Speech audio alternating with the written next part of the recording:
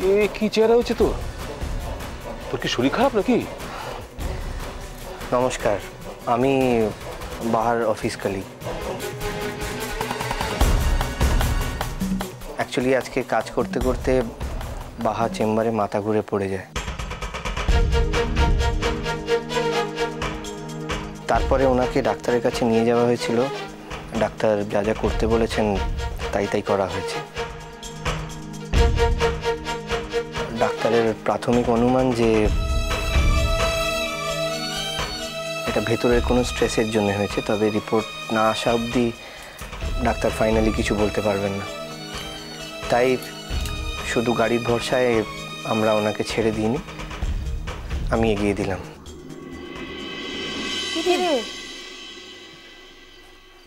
কি রে বাহা, হ্যাঁ হঠাৎ করে মাথাটা ঘুরে গেল?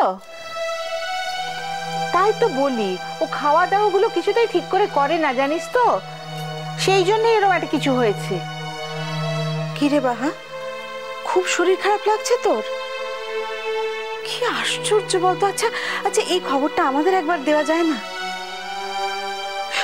কতবার ফোন করছি তোকে, বল, ফোনটা সারাক্ষণ রিং হয়ে যাচ্ছে। চিন্তা হয়তো নাকি? আমরা যদি খবরটা পেতাম আমরা তো তক্ষুনি ছুটে যেতাম। মু এখন ঠিক আছি দিদিমণি, চিন্তার কিছু নাই। আর তুমি বললেই হলো, চিন্তার কিছু লাই। তুমি একাই সব জানো, সব বোঝো, আমরা কেউ কিছুই জানি না, কিছুই বুঝি না। একদম চুপ করে থাকো, একদিন আর অফিস টফিস যেতে হবে না। আমি তাহলে এক্ষুনি অর্চিকে ফোন করি। না, অর্চি বাবুকে কোনো ফোনটা করার দরকারটা নেই। ও কামতে যাচ্ছে, ওকে বিরক্তটা করিস। আর তোরা যদি সকলে মিলে এরমটা করিস তাহলে কিন্তু মুই এখানতে থাকবো কিনা। মোর অফিসের কোয়ার্টারটাতে চলে যাবো, মুই এখন একা থাকতেই পারবো। হে বাহা, কি বলছিস কি তুই? মু ঠিকই বলছি দিদিমণি। তোরা এতজন মানুষটা আনছিস, তাতে যদি মোর শরীরটা ভালো না হয় তাহলে একা উঠছি বাবু এসে মোর শরীরটা ভালো হবে না। ও কামতে আনছে, ওকে বিরক্তটা করিস না।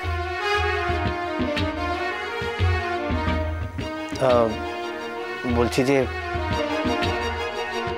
আমি তাহলে এখন আসি। ওমা না না, তা কেন? প্রথম দিন এলেন বাড়িতে, অন্তত একটু বসে যান, একটু চা খেয়ে যান। না না, আজকে থাক, পরে একদিন হবে। আমার এমনিতে একটু দেরি হয়ে যাচ্ছে। ও দিবাকর বাবু বদলিত হয়ে চলে যাচ্ছে, ওর পলাশবনিতে বদলিত হয়েছে। তাই নাকি? পলাশবনিতে তো আমার মেয়ের বিয়ে হয়েছে, মানে ও ওখানেই থাকে এখন। জানি। জানেন? হ্যাঁ জানি। বাহা বলেছে? হ্যাঁ, বাহা ছাড়ার এই কথাটা আমাকে কে বলবে?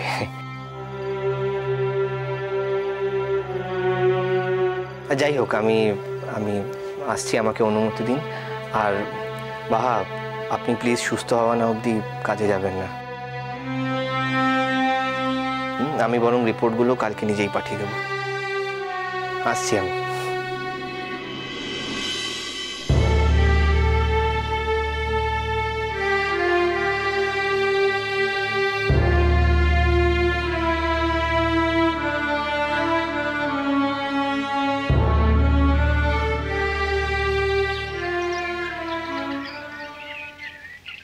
পঙ্কা, আমি আপনাকে একটা কথা বলতে চাই।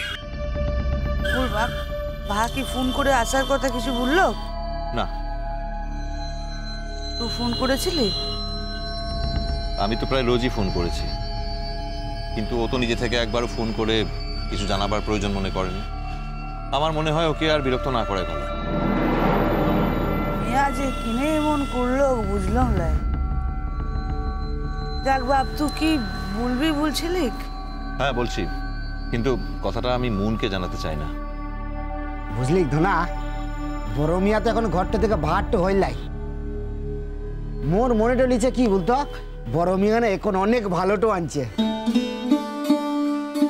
হে রে, এখনো বড় মিয়াকে দেখে মোর মনটা আনন্দে ভরে যাচ্ছে, ঠিক যেন আগের বড় মিয়া।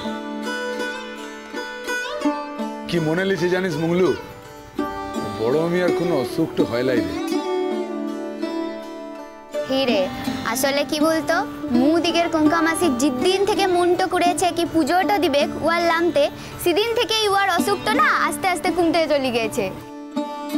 পূজা টুজা মু বুঝিকলা, শুধু জানি কি দেবতাকে একবার মন দিয়ে ডাকলে কিছু চাইলে সে লা দিয়ে পারে। কুঙ্কা দেখ, বড় মিয়া যখন এখন ঠিক তো আনছে তখন উকে মোরা ওই পাহাড়ের উপর তো নিয়ে যায় কিনে। দেখ কাল তো সত্য কম এখানতে আসছে, মোরা সকলে মিলে ওখান থেকে কাটাইন বক, সন্ধ্যায় মুড়ি চিরাটাও নিয়ে যাব। ওখানতে মোরা সারাদিন কাটাইন, সাঁঝ বেলায় চলে তো আসবো। দেখ ওখানকার নদী, আকাশ, জল, মন্দির ওগুলান কিন্তু বড় মিয়ার খুব ভালো তো লাগবে। তো কাম করবে না, গায়ের সকলকে খবর দে, ওরা যদি জিতে চায় মোদের সঙ্গে জিতে পারে। হ্যাঁ, কিন্তু কালকের দিন তো হবে না।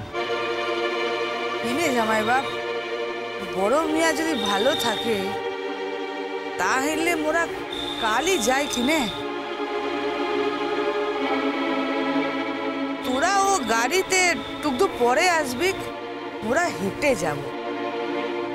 এই সকল কামতে দেরি করতে আনছে, মনতে করেছে মন্দিরতে যাব, দেরি করতে লাই। কাল মুনের জন্মদিন,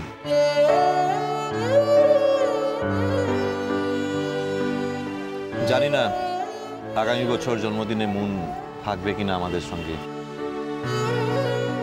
তাই ভাবছি এই জন্মদিনে খুব আনন্দ করব।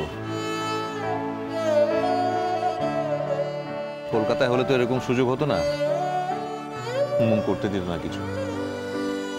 কিন্তু দেখো কি ভাগ্য আমাদের, এবার পলাশমণিতে আছে। আমার খুব আনন্দ হচ্ছে। আসলে কলকাতায় হলে মুন কোনো অনুষ্ঠানের আয়োজন করতে দিত না, কিন্তু এখানে এসে মন অনেক স্বাভাবিক হয়েছে, একটু সহজ হয়েছে। মাঝখানে তো আমাদের সঙ্গে কথাই বলতো না, একদম নিজের মতো করে চুপ করে থাকতো। তো বহুত ভালো কথা আনছে জামাই বাপ। কাল বড় মিয়ার জন্মদিন, আরে মিয়ার জন্মদিনতে মোর কাছকে আনছে, ওর মার কাছকে আনছে, একটু কম ভাগ্যের কথা। মঙ্গলু ধনা, কাল বড় পরব তো হবে, এগুলা কি রে? আরে হিরে, কাল তো নাচা গানা তো হবে। আরে এ জামাই, কাল গায়ে সকলকে জানাইনব। হিরে মঙ্গলু, ও গায়ের সকলতে লা থাকলে না এই জন্মদিনটাতে মজাটাই হবে। হি তুসো ঠিকটাই বলেছে। আচ্ছা জামাই, মু একটু কথা বলি।